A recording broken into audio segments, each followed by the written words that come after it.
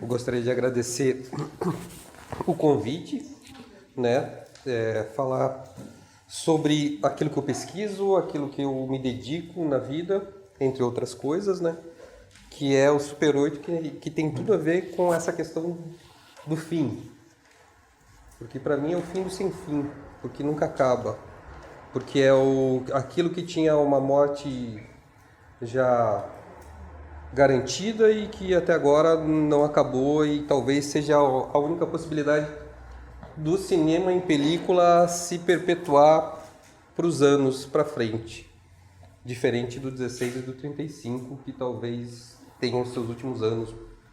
Então não vai acabar, mas assim, o que vai ser mais possível de se produzir talvez seja Super 8. Mas eu estou falando isso como o Flávio, não como pesquisador, historiador e assim por diante, porque eu não poderia falar isso, tá? Só para me apresentar, bom, eu sou Flávio, eu sou historiador de formação, sou videomaker, documentarista, fotógrafo, tem alguns dos meus trabalhos aqui que não necessariamente tem a ver com Super 8 e acho que é isso, gente. Qualquer coisa vocês veem lá na biografia rapidinho. Bom, começando o fim do sem fim, eu peguei essa imagem do Super 8 com o 8 deitado como infinito, que eu tirei de uma ideia do Ivan Cardoso. Para quem não conhece, Ivan Cardoso é um cineasta do Rio de Janeiro, uma figura controversa, né? Que tem muito a ver com o Super 8 isso. E ele que inventou essa questão desse 8 invertido, que é uma série que ele fez chamada Cotidianas Kodak. Ele fez diversos filmes sobre essa hashtag, não tinha na época, tá? Mas esse Cotidianos Kodak, ele filmava o cotidiano dele e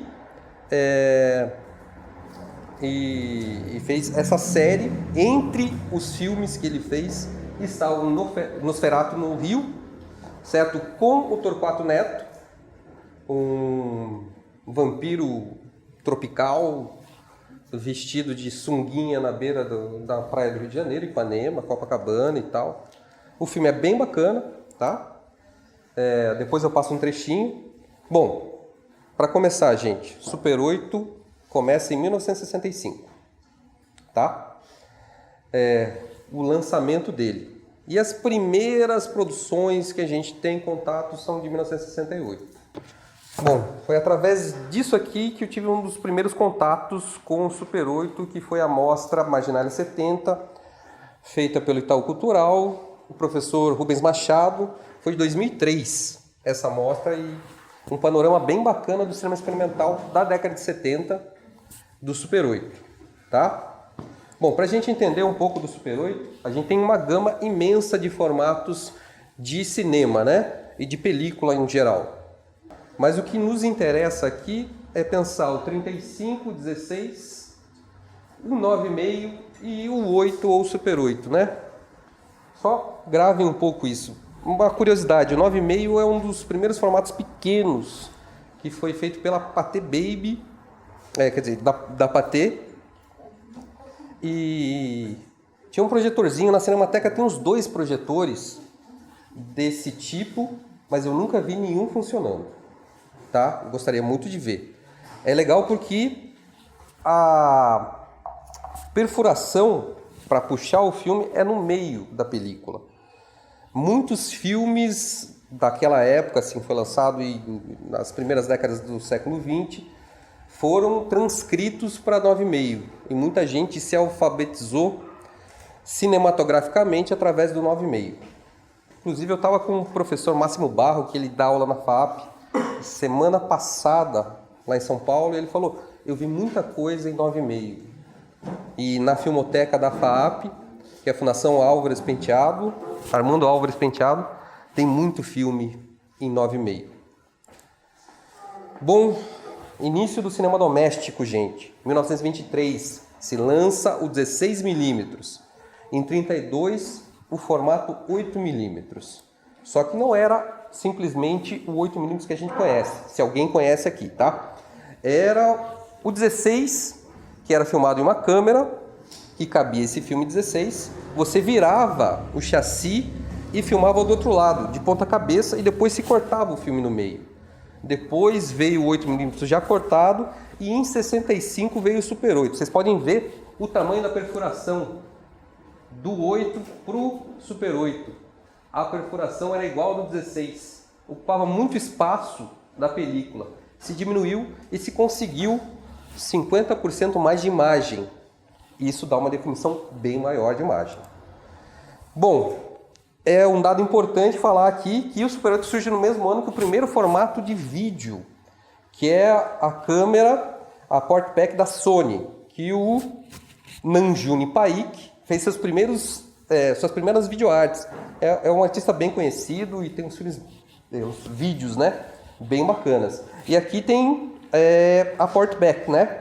Ela não era uma camcorder, ou seja, ela não gravava a imagem diretamente na câmera. Precisava de um gravador externo ali, ó, pendurado, com um cabinho. E era uma fita... É bem legal pensar porque, ó, o Super 8 vem num cartuchinho, como uma fita cassete. E, enquanto isso, a Portpack usava 2 rolos, que você tinha que dar a laçadura aqui, né? Dar a laçada, vocês podem ver aqui, ó, por fora. É uma coisa assim que, né, teoricamente... Bom, tem um pedacinho de um vídeo. Na verdade, eu vou mais indicar para vocês entenderem mais sobre o Super 8, do que, na verdade, a gente vê agora, que é o programa Tamanho Também é Documento, que foi feito pelo Clóvis Molinari, que era uma figura ligada ao Super 8, muito importante, trabalhava no Arquivo Nacional, no Rio de Janeiro, uma figura super importante do Super 8 e do cinema. Infelizmente ele morreu há pouco mais de um mês e meio. Ele era para ser convidado do Festival de São Paulo, Super Off, para fazer parte do júri, mas infelizmente ele faleceu antes. Foi esse mês agora o festival e foi feita uma homenagem e tal. Vamos ver se passa um pedacinho. É uma produção do Canal Brasil, tá? E tem uns 10 episódios. Se vocês procurarem no YouTube, no Vimeo, vocês vão encontrar. Então, gente, esse é o filme que eu falei para vocês, Nosferatu no Brasil, do Ivan Cardoso. Tem uma biografia bem legal daquela coleção Aplauso. Tá o link na apresentação, é só baixar. Uma história muito bacana, apesar de ser uma figura muito controversa. É um vampiro... Bom, eu não vou dar spoiler, tá? Mas é uma história bem legal, tem tudo a ver com o Super 8. Também tem o link na apresentação, tá? Eu coloquei ele 15 minutos porque eu queria mostrar a vocês. É um filme estrelado pelo Torquato Neto, ele de sunga na beira de Copacabana, tomando água de coco, um vampiro tropical, né? Aí, para vocês verem, o Cotidianos Kodak, que era a série dele, ele fez... É o que ele chamava de terrir, né? O cinema de terrir, que eram paródias de cinema, de terror e tal. Bem bacana. Continuando aqui, gente, ó, coloquei na minha apresentação também alguns links. Tem esse texto que eu escrevi para a revista de audiovisual da UFSCar, da Imagem e Som, sobre esse cinema de terrir, analisando 2 filmes, o Nosferatu e O Terror da Vermelha, que é um filme feito pelo Torquato Neto, lá no Piauí. Tem o link da biografia do Ivan Cardoso e a dissertação de mestrado da minha colega, a Moema Pascoini, que é sobre o Torquato Neto. Bom, se a gente vai falar em festivais de sobre Super 8, não dá para não falar dos festivais que aconteceram durante a década de 70. Alguns festivais muito importantes que reuniram muitas pessoas de várias áreas da cultura no país, tá bom? Principal festival, quer dizer, o primeiro festival foi o Festival de Campinas, que aconteceu em 73, desculpe. Aqui em Curitiba aconteceu os festivais da antiga Escola Técnica, depois Cefet, agora o TFPR, né? tiveram 5 edições e mais algumas promoções também aconteceram aqui. A jornada de curta-metragem da Bahia, que de 72 a 78 abrigou o Super 8. Bom, o espaço dedicado ao Super 8 no Festival de Gramado, que foi um dos últimos a incluir o Super 8, mas que perdurou durante muito tempo, e os Super Festivais Nacionais do Filme Super 8 do GRIFE, que é aquilo que eu pesquiso especificamente, que foi o principal festival do Brasil na década de 70. Tiveram 11 edições de 73 e 83, só que o GRIFE é muito mais complexo do que só os festivais, tá? É muito maior. Concurso de filme experimental de Campinas, nós temos aqui José Augusto Iversen, um dos principais realizadores de Curitiba, tá? E aqui o Claudinho Perina e o Luiz Antônio Pio. E aqui suas respectivas esposas, desculpa, eu não lembro o nome delas, mas eles eram os realizadores, infelizmente, né, aquela coisa, o tempo passou. Bom, festivais realizados na cidade de Curitiba. Alguns dos primeiros festivais que aconteceram no país foram aqui, capitaneados por Silvio Bach, 74 e 75, tá?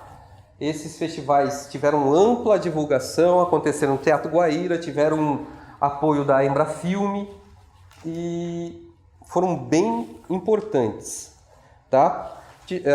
Depois a Mostra Nacional do Filme Super 8, da Escola Técnica, os festivais Super 8, aconteceram algumas mostras na Cinemateca, no Museu Guido Viaro, na época, e a mostra do filme Super 8 da região sul, do grupo Abertura 8, que reunia alguns realizadores.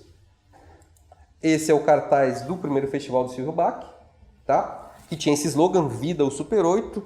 Vocês conhecem a revista Filme Cultura, que era da Embrafilme? Já ouviram falar? Não? Tem na internet todos os facsímiles possíveis em PDF, vocês podem acessar. Tem muita coisa importante da história do cinema brasileiro nessa revista. E se vocês procurarem em sebos, vocês vão encontrar alguns exemplares. Bom, aqui é a imagem de um dos primeiros festivais que aconteceram no Cefet, né? Nós temos aqui algumas figuras. Destaco aqui da esquerda para a direita o Abrão Berman. Deixa eu ver, o Oswaldo Candeias aqui e o Valêncio Xavier aqui, Francisco Alves dos Santos, tá? Figuras importantíssimas. Temos aqui também a jornada de curta-metragem da Bahia, que abrigou o Super 8 de 72 a 78. Esse cartaz é de 79, quando já não tinha, já não recebia mais o Super 8, mas em algumas edições das jornadas, tanto 35, 16 e 8 e Super 8 eram tidos da mesma forma, no mesmo patamar. E aquele realizador que eu falei, o José Augusto Iversen, ele ganhou com um filme Super 8 em 76. Inclusive ganhou de um filme, concorrendo com o filme do Valêncio Xavier e do Oswaldo Candeias. É super importante, isso é um marco importantíssimo. E o Festival de Gramado, que não se tem historiado muito a respeito, mas tem alguns links de reportagens a respeito que eu consegui pesquisar, mas assim, é uma lacuna ainda nessa história. Bom, o GRIFE, Grupo dos Realizadores de Filmes Experimentais. Aqui nós temos a foto da sede, que ficava na rua Estados Unidos, no centro de São Paulo. Temos ali Abrão Berman e Malu Alencar, os dois fundadores, que fizeram em 1972 isso. O Abrão Berman era uma figura muito importante, um produtor cultural muito importante de São Paulo na década de 70. Ele era ligado ao Super 8, foi para a França, estudou no IDEC, fez filme com a Regina Duarte em 8mm, mudo, um monte de coisa. Aí são imagens dele dando aula no GRIFE, que era uma empresa, não era um grupo, tá? E aqui temos cenas, espero que aconteça, dele ministrando essas aulas. A gente só consegue isso quando a gente pesquisa, vai na casa das pessoas, conversa. Tem até o fundo áudio de eu conversando com o Sérgio Concílio, que é um realizador também, que manteve, é um realizador temporão, que manteve essa chama do Super 8 na década de 80, 90, 2000. Essa nova geração que continuou com o Super 8, de alguma forma passou pela mão do Sérgio Concílio, é uma figura muito importante. Quando eu vi isso, eu não acreditei, na verdade. Esse é a figura. Tem um fascínio grande por essa pessoa. Mas, continuando, né? Além dos festivais e da escola regular de ensino de Super 8, tinha também um programa de televisão que acontecia na TV Cultura de 75 a 81, tá? 6 anos de programa ininterrupto, semanal, que tinham diversos quadros, entre eles dicas de como você filmar melhor, tinha alguns festivais de filme o seu filho ou o seu animalzinho, entrevistas com realizadores, um monte de coisa. Aqui a gente pode ver uma das vinhetas do programa. Se vocês pesquisarem no YouTube, tem o último programa que foi exibido na TV Cultura em 81, e era assim, tipo,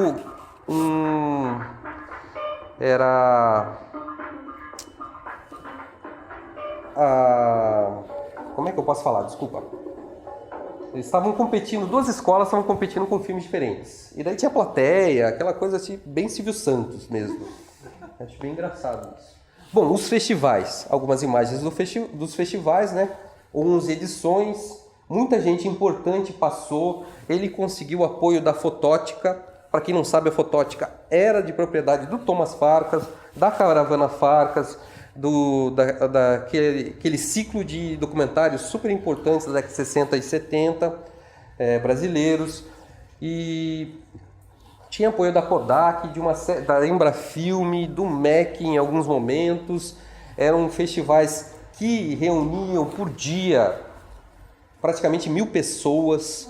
Se a gente for comparar com os festivais hoje em dia que reúnem 100, 150 pessoas, é bem diferente, né? Polêmicas em cima de polêmicas. A grande questão do Grife era tentar transformar o Super 8 em uma bitola viável comercialmente. Eles trabalhavam com o Super 8, com publicidade, fizeram a primeira propaganda de televisão colorida no Brasil em Super 8, que foi tirada do ar justamente por descobrirem que era feita em Super 8, e Super 8 era uma bitola amadora, era um formato que não podia ser utilizado dessa forma. O Grife vai até 1984, quando começa a pipocar o vídeo e as pessoas começam a importar aparelhos de vídeo, videocassetes e tal, né? Tem alguns links de alguns artigos meus, entrevistas para TV, tem ali em cima um pequeno texto que eu escrevi para o MIS de São Paulo, falando sobre esse acervo que eu pesquisei relacionado ao Brom Berman. E aqui também tem mais alguns textos, tem o link da minha dissertação, tá? O Super 8 aconteceu em diversos polos no Brasil, entre eles Bahia, Pernambuco, Paraíba, Paraná, São Paulo, Rio Grande do Sul. Essa apresentação eu fiz para esse curso aqui, ó, História do Super 8 Brasileiro, que era para acontecer no Paço, mas por questões não aconteceu. Caso alguém Tô vendendo meu peixe, tá? Se interessa. Eu separei diversos documentários a respeito desses ciclos regionais de produção Super 8. Gente, tem alguns documentários. Esse documentário é sobre a Bahia, tá online. Bitola, Cabeça Super 8, tá? Essa apresentação do Flávio, gente, a gente vai enviar para a lista que está cadastrada no evento e vocês têm acesso a todos os links. Aí vocês podem assistir, os links dos PDFs, das entrevistas com o Otávio também, os artigos dele. Nossa, gente, tem muito conteúdo incrível. Isso é só uma partezinha do meu curso. Muito pequena, na verdade. Tem muitos filmes, cada ciclo desses eu coloquei pelo menos 3 filmes, enxugando ao máximo possível que eu conseguia. Tá? Tem sempre cenas de alguns filmes. É bem bacana, né?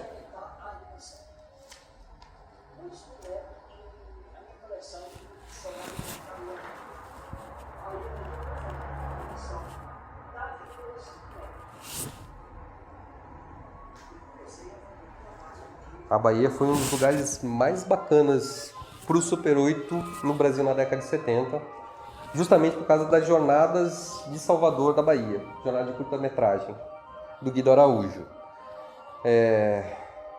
Tem filmes muito legais, uns filmes muito loucos, que valem a pena ser vistos. Tem realizadores como Edgar Navarro, que ano passado teve no Curta 8, festival aqui de Curitiba, e os filmes deles são pancada. Eu tive o prazer de conversar com ele, fazer uma mediação com ele, mas eu perguntava coisas e ele respondia outras, então... Ele ficava mostrando uma garrafa de água de microfone. Isso. Ele fez uma performance... Na década de 70 fez uma performance por não ter ganho um prêmio e tirou toda a roupa e xingou todo mundo e aquela coisa de artista, né? Vou deixar vocês com vontade de novo. Temos documentários sobre o Rio Grande do Sul também, eu separei só 2, mas tem documentários da época que eu separei para falar sobre a Paraíba, por exemplo, algumas falas de realizadores, mas isso é em outro momento, né? E aqui o Doc 8, que é do Christian Schneider, sobre o ciclo, principalmente Porto Alegre, porque antes de Porto Alegre, esse pessoal de Porto Alegre é o que deu início à Casa de Cinema de Porto Alegre, tá? O Nadotti, o Gerbasi. Mas em Santa Maria já tinha tido um ciclo anterior de pessoas que tinham feito festival, que tinham produzido. E também tem um documentário, que não está aqui na apresentação, mas no meu curso tem, tá? Beleza? E tem um livro também, Nosso Cinema Era Super, de uma jornalista lá de Santa Maria, que é bem bacana, um livro bem legal. Procurando na estante virtual vocês encontram. Tem na bibliografia da minha dissertação, tá? Desse ciclo de Porto Alegre tem filmes super importantes como Deu Pra Ti 70, Inverno acho que já foi feito em 16, mas são o final do Super 8, já na virada dos 80, que eles fizeram longas metragens e conseguiram circular pelo interior do Rio Grande do Sul com esses filmes, cobrar ingresso e tal. E uma das coisas mais bacanas que aconteceram. Também tem online, tá? Eu acho que eu não coloquei aqui, mas se vocês procurarem, vocês vão encontrar.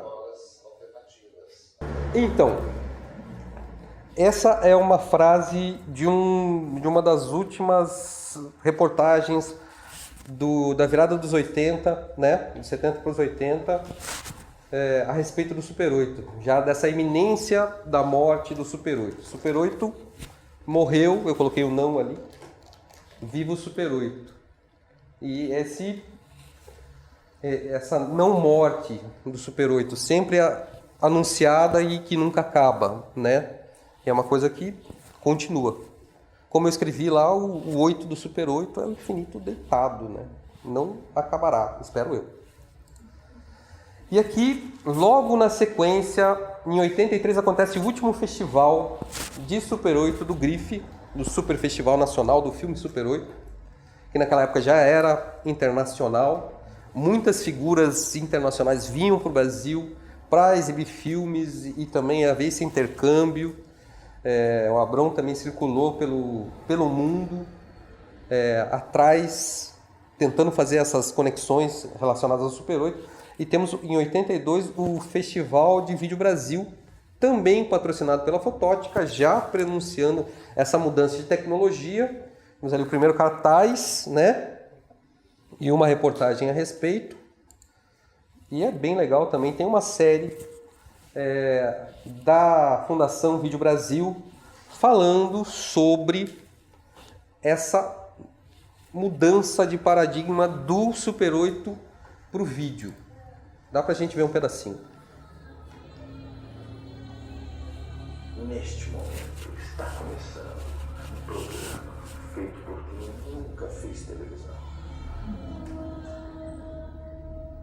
Você vai fazer em cinema, faz em vídeo. O que é vídeo?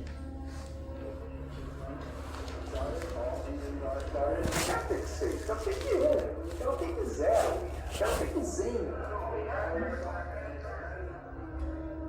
O efeito era o defeito. Você é televisão mesmo ou vocês estão com brincadeira, mexendo? Aí, contexto da abertura, política, início do vídeo, produção, década de 80, MTV, linguagem, videoclipe. E sempre nesses formatos a participação dos artistas plásticos sempre foi muito importante. Muito importante. Tanto no Super 8 quanto no vídeo. Na atualidade, gente, temos o Curta 8, que, se tudo der certo, se o universo conspirar, acontecerá esse ano, apesar dos nossos tempos bicudos, né? Está bem complicado. Este será, espero eu, o ano em que haverá 3 festivais acontecendo no Brasil, e são os únicos festivais acontecendo na América Latina de Super 8, tá? Já em maio aconteceu o Festival de Campinas, retornou com a sua 11ª edição. Festival de Campinas, estive lá. Eu tenho um aqui de 2007, que é da 9ª edição. Então foi até 2008 e parou o Festival de Campinas, começando em 98. E, bom, alguém já ouviu falar do Leandro Bossi Chip? Então, esse aqui foi o primeiro festival que eu fui do Curta 8. Foi em 2007. Foi na Biblioteca Pública. As 2 primeiras edições foram, se não me engano, no Festival de Araucária, Festival de Cinema Araucária, da Cloriz, não sei se vocês lembram disso. E foi onde eu conheci o Leandro Chip e o Lucas Vega, que é a figura do Festival de Campinas, que é o projecionista. Se vocês forem no Curta 8 esse ano, vocês vão ver ele. E foi assim, nossa, o cara tá fazendo aquilo que eu tinha pensado em fazer, que bacana, né? E já comecei a trocar ideia com o Chip, foi muito bacana, assim. Bom, tem alguns links aqui também, tem o link do festival, tem a vinheta do festival de 2008 que eu fiz, 2009, e tem a cobertura do festival que eu fiz em 2010, que tem imagem do Chip, tem imagem do Cláudio Caldini, que é um realizador da Argentina. Tem o professor Rubens Machado, que é da USP, que é um dos principais pesquisadores de Super 8 no país. Temos o Super Off, né, que esse ano teve sua 6ª edição. Também o pessoal na guerrilha, eles já estão revelando filmes Super 8, PB, colorido. Inclusive tem uns filmes muito bons que provavelmente vão passar esse ano, assim, tipo, tem criança, não pode falar. E um nível de filmes muito bons, assim mesmo. O Festival de Campinas, que voltou agora, tá? Que é o Lucas Vega aqui, que tá tocando, que é o nosso projecionista. Ele está em todos os festivais com o seu projetor Elmo desse tamanho, muito bacana. E pelo mundo ainda continuam rolando diversos festivais. Esse é um dos principais, o Straight 8, que vem com a história do Tomada Única, nessa ressignificação do Super 8 pelo preço, porque película é prata é caro, né? Você consegue fazer um filme de 3 minutos 20 a 18 quadros por segundo com um cartucho desses aqui, tá? E é um filme que é editado diretamente na câmera, é feito na sua sequência, tá? Já com letreiras e tal. E tem a possibilidade de não dar certo, certo?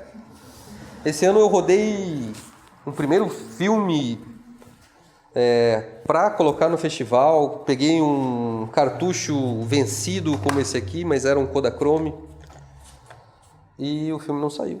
E eu filmei na praia com sol e tal. Deixei 2 pontos mais abertos para não ter problema por conta do filme estar vencido e não saiu. E muitas vezes os realizadores fazem as oficinas, inclusive vai ter oficina. Gente, quem nunca produziu, fique esperto, fique ligado, para fazer uma tomada única e vocês só veem na hora do festival. Vocês podem sonorizar, o som e a imagem são separados, né? Hoje em dia não se produz mais filmes sonoros. E vocês podem sonorizar ao vivo, podem fazer uma performance, vocês podem editar um som previamente e dar o play de forma diferente. E é isso, gente. Tomada única é a nova forma de filmar em Super 8. Claro que você pode editar, pode fazer um monte de coisa, cortar, colar, mas isso demanda mais dinheiro, não é barato. Para você fazer uma produção independente, você vai gastar aí uns 300, 400 reais com revelação. Se você quiser finalizar em digital também, tem que escanear e não é barato, mas é muito divertido, tá? Eu levei minha namorada para fazer esse filme, o filme não aconteceu e ela, tipo, quando que a gente vai fazer o próximo? Né? Foi bem divertido. E, gente, esses são os meus contatos, tá? Quiserem conversar a respeito, falar sobre coisas diversas, sobre outros tipos de realização. Também minha onda é muito cinema brasileiro, curto muito. E vou falar, dá tempo aí? Falar de algumas outras produções importantes. 1 minuto? A gente vai ter perguntas e respostas. Ah, beleza, ó. Esse aqui é um dicionário de filmes, Super 8 em filmes.